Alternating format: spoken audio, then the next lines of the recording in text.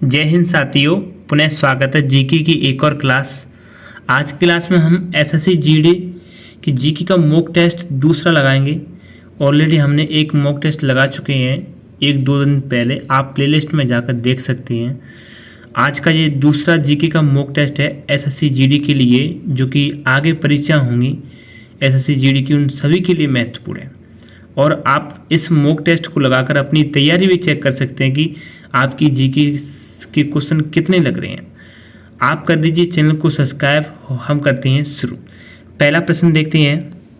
पहला प्रश्न है कि श्रृंखलन का गुण किस में प्रबंध होता है। तो श्रृंखलन का गुण किस में प्रबंध होता है, तो इसका सही जवाब क्या है। आपके ऑप्शन ये रहे। तो श्रृंखलन का गुण किस में प्रबंध होता है। ऑप्शन ए कार्बन में। किस में? कार्बन में होता है श्रृंखलन का गुण।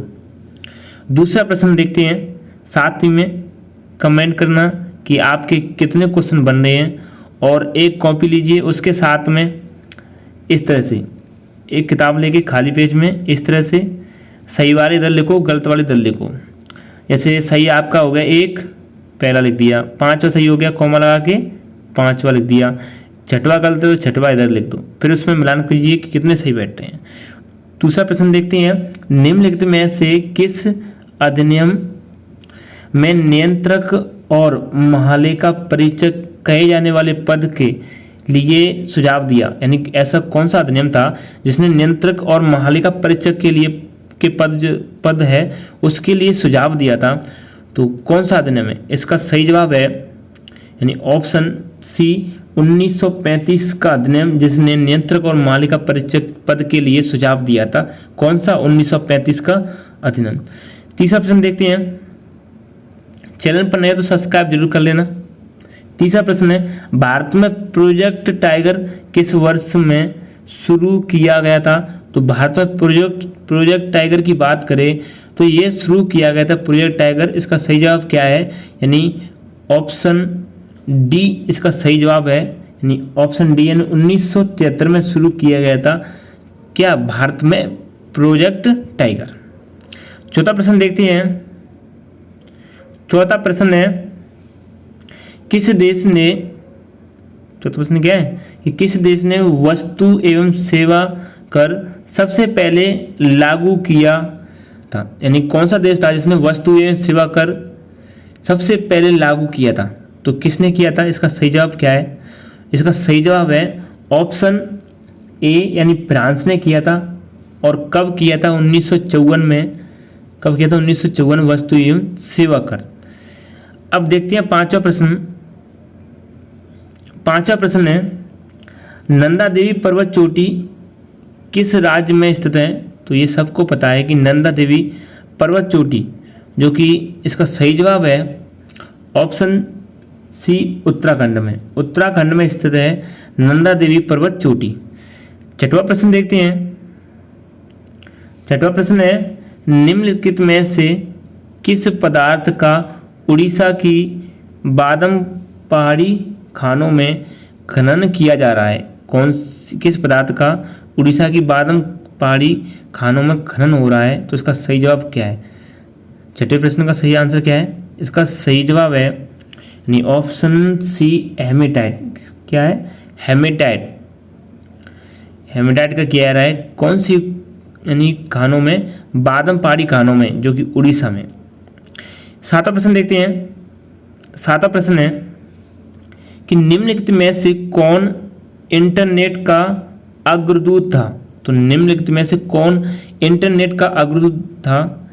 तो इसका सही जवाब क्या है? ऑप्शन ए रहा आपके। तो इसका सही जवाब है ऑप्शन सी अर्पानेट, जो कि इंटरनेट का अग्रदूत माना जाता है। अर्पानेट। आठवां प्रश्न है। आठवां प्रश्न निम्न में से कौन सा तत्व एक उपधातु है। तो कौन सा तत्व है जो कि एक उपधातु है। इसका सही जवाब क्या है? तो इसका सही जवाब क्या है? ऑप्शन डी यानी सिलिकॉन, जो कि एक उपधातु है। और सिलिकॉन की बात करें तो ये सोलर सेल वगैरह और डायोड में ये उपयोग में होती है। इसका सही जवाब क्या है? सिलिकॉन, जो कि सोलर सेल है, एलईडी बल्ब वगैरह, डायोड है, इनमें इसका उपयोग किया जाता है। 9वां प्रश्न देखते हैं। 9वां प्रश्न है, निम्नलिखित में से कौन सा राजशाही राज्य में से एक नहीं है जो कि 7वीं और 6ठी सदी के शुरू में ईसा पूर्व भारत में मौजूद है? यानी कौन सा राजशाही राज्य में से एक नहीं है जो कि 7वीं 6ठी के शुरू में एक भारत पूर्व में मौजूद है? तो इसका सही जवाब क्या है? यानी ऐसा कौन सा राजशाही राज्य में से एक नहीं है जो कि 7वीं और 6ठी शताब्दी थी उसके शुरू में ईसा पूर्व में भारत में मौजूद है? इसका सही जवाब क्या है? तो इसका सही जवाब है 9वें का आंसर है, यानी ऑप्शन बी वैशाली। क्या है? वैशाली में। क्या इसका सही जवाब? वैशाली। 10वां प्रश्न देखते हैं।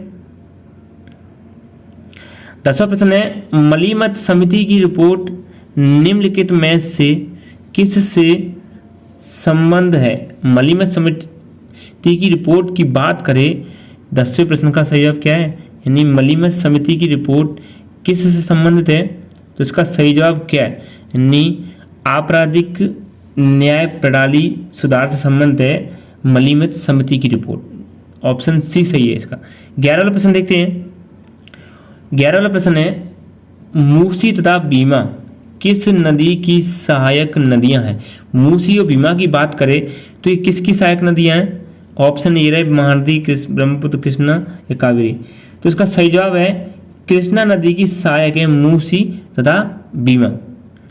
अब देखते हैं 12वां प्रश्न।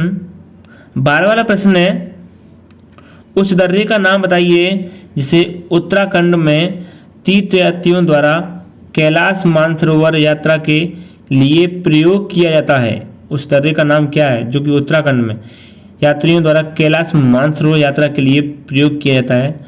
तो 12 वाले प्रश्न के क्या सही जवाब है? तो इसका सही जवाब है ऑप्शन डी लिपुलेख दर्रा, जो कि उत्तराखंड में तीर्थयात्रियों द्वारा कैलाश मानसरोवर यात्रा के लिए प्रयोग होता है। 13 वाला प्रश्न देखते हैं। 13 वाला प्रश्न है, कौन सी कंपनी भारतीय गैस एक्सचेंज पर घरेलू गैस का व्यापार करने वाली भारत की पहली कंपनी बन गई है? कौन सी भारतीय गैस एक्सचेंज पर घरेलू गैस का व्यापार करने वाली भारत की पहली कंपनी बन गई है? इसका सही जवाब क्या है? तो इसका सही जवाब क्या है?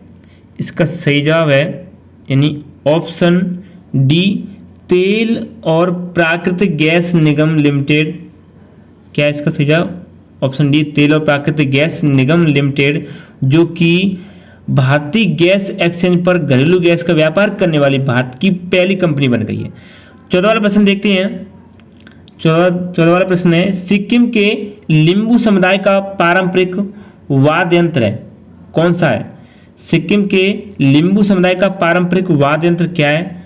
ऑप्शन 14 का सही जवाब है ऑप्शन यानी सवाल प्रश्न 14 का सही जवाब है ऑप्शन सी छयाप भृंग, जो कि लिंबू समुदाय का पारंपरिक वाद्य यंत्र है।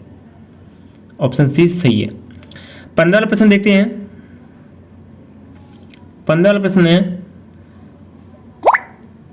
प्रश्न है 1564 में मुगल सेना से लड़ते हुए गढ़कटंगा का बचाव करने के दौरान किसी रानी की मृत्यु हो गई। तो 1564 में किस रानी की मृत्यु हुई थी गढ़कटंगा का बचाव करने के लिए? इसका सही जवाब क्या है? तो इसका सही जवाब है नहीं ऑप्शन ए रानी दुर्गावती की मृत्यु हुई थी मुगल सेना से लड़ते हुए गढ़कटंगा का बचाव करने के दौरान 1564 में। 16वां प्रश्न देखते हैं। कमेंट करके जरूर बताना कि कितने प्रश्न आपके बन रहे हैं इसमें। अगले 3 वर्षों की अवधि में कितनी नई पीढ़ी की वंदे भारत ट्रेनें लाई जाएंगी? तो 16 वाले प्रश्न का सही जवाब क्या है? इसका सही जवाब है ऑप्शन सी 400। कितनी लाई जाएंगी? 3 वर्षों की अवधि में 400 वंदे भारत ट्रेनें लाई जाएंगी। ये करंट का प्रश्न है। 17 वाला प्रश्न देखते हैं। 17 वाला प्रश्न है, पेड़ों की प्रसिद्ध प्रजाति सुंदरी किस वन में पाई जाती है? पेड़ों की प्रसिद्ध प्रजाति सुंदरी किस वन में पाई जाती है? 17 वाले प्रश्न का सही जवाब क्या है? 17 वाले प्रश्न का सही जवाब है ऑप्शन सी मैग्रो वन। मैग्रो वन यानी क्या, पेड़ों की प्रजाति सुंदरी वन किस वन में पाई जाती है? तो मैग्रो वन, जो कि पश्चिम बंगाल में पाई जाती है। इसका सही जवाब क्या है? ऑप्शन सी। 18 वाले प्रश्न को देखते हैं। 18 वाला प्रश्न है, भारत में निम्नलिखित में से की यानी किसकी आर्थिक गतिविधि में, किस आर्थिक गतिविधि में सबसे अधिक कर्मचारी कार्य करते हैं? यानी कौन सा कार्य सबसे ज़्यादा कर्मचारी करते हैं, यानी कह सकते हैं कि कौन से कार्य में सबसे ज़्यादा कर्मचारी लगे हैं, या किस कार्य को कर्मचारी ज़्यादा करते हैं, या किस गतिविधि में सबसे अधिक कर्मचारी कार्यरत हैं, ये प्रश्न है। तो ये ऐसे भी घुमा सकता है। तो इसका सही जवाब क्या है? सबको बताए कि भारत की रीढ़ की हड्डी कही जाने वाली कृषि, जिसमें सबसे ज़्यादा कर्मचारी कार्यरत है। ऑप्शन डी सही जवाब है। किसानों का देश भारत। वैसे तो भारत सबका देश है, लेकिन भारत में कृषि में बहुत से लोग जुड़े हुए हैं, इसलिए सबसे ज़्यादा कार्यरत किसमें? कृषि में। 19 वाला प्रश्न है, पुस्तक राजतरंगिणी के लेखक कौन थे? तो पुस्तक राजतरंगिणी के लेखक 19 में क्या जवाब है? पुस्तक राजतरंगिणी के लेखक सबको पता है कि ये तो प्रश्न बार बार पूछा जाता है। अगर ये नहीं पता है तो आपकी जीके बहुत ही कमज़ोर है। आपको लूसेंट पढ़नी चाहिए मेरे हिसाब से। अगर आपकी जीके ये प्रश्न आपका नहीं बन रहा है तो मैं गारंटी कह सकता हूँ कि आपके जीके में कभी नहीं लग सकते 10-12 भी आंसर, क्योंकि ये तो इतना सरल प्रश्न है और ये आता है, पूछती है ऐसे चीज़ को बार बार। तो उसका सही जवाब क्या है? और पुस्तक राजतरंगिणी के लेखक कौन है? ऑप्शन सी 19 यानी कल्लड़। 19 का सही जवाब क्या है? कल्लड़, जो कि राजतरंगिणी के लेखक हैं। इस क्लास का अंतिम प्रश्न और इस मॉक टेस्ट का अंतिम प्रश्न, ये तो सरल है और करंट का भी है, पता हो तो। 2023 पुरुष क्रिकेट वर्ल्ड कप किस देश में आयोजित किया जाएगा? किस देश में होगा? तो 2023 वाला पुरुष क्रिकेट वर्ल्ड कप, जो कि इसका सही जवाब है ऑप्शन ए भारत में होगा। कहाँ होगा? भारत में होगा पुरुष क्रिकेट वर्ल्ड कप। ये प्रश्न थे 20 जो कि एसएससी जीके में पूछे जाते हैं। जीके में 20 प्रश्न आते हैं। तो ये प्रश्न और कमेंट करके जरूर बताना कि आपके इसमें से कितने प्रश्न बन रहे हैं। और साथ ही चैनल पर नए तो चैनल को सब्सक्राइब जरूर कर लेना। इसी तरह की क्लासेस चलती रहेंगी। मॉक टेस्ट की एसएससी एमटीएस के 6 मॉक टेस्ट अपलोड हो चुके हैं, आप प्लेलिस्ट में जाकर देख सकते हो। 2 एसएससी जीडी के हो चुके हैं। इसी तरह मॉक टेस्ट चलते रहेंगे और आप अपनी तैयारी को जांचते रहिए। Thank you. मिलते हैं एक और क्लास के साथ।